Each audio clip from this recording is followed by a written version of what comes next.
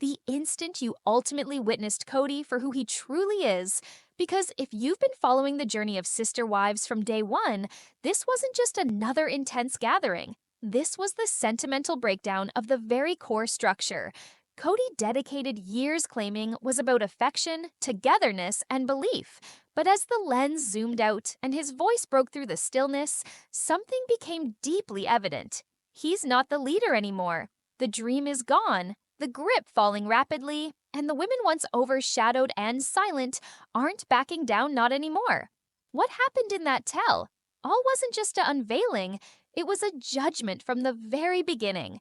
Cody Brown sold one story louder than anything else. Togetherness, one big family, one big home, and one big dream, built on belief, teamwork, and affection. That was the pitch. That was the fantasy back in the early seasons. He'd tell the lens.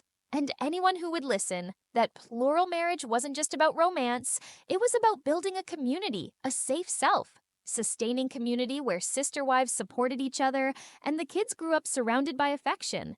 And for a while, some of us believed him, but somewhere between the move to Flagstaff and the tell all of season 19, that entire dream shattered, and not in slow motion. This thing crumbled like wet paper in a storm. Flagstaff was supposed to be a new beginning, a calm mountain retreat where they could ultimately come together. Instead, it was the beginning of the end. The waves felt isolated, the kids were pulled apart, and Cody, he started falling apart, accusing everything and everyone, except his own self by the time the tell all aired. He ultimately said it out loud. The dream is over. He admitted that his hope for one unified family had fallen apart. And yet, even in that same breath, he clung to the fantasy like it hadn't been dead for years. Fans watching floored not just by his refusal to accept, but by how deeply out of touch he's become from the reality. Everyone else is living. It's like he's still fighting for a fantasy no one else signed up for anymore. If Cody's dream was already broke, then his behavior during the all smashed whatever was left, from the instant he sat down across from Suki, the vibe was off.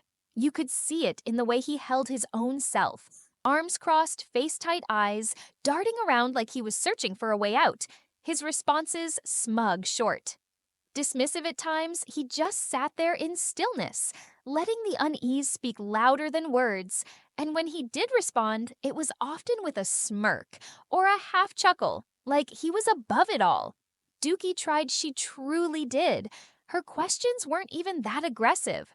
But the second she brought up tough topics, his relationships with the ex-wives, how things fell apart, Cody shut down, dodged, redirected.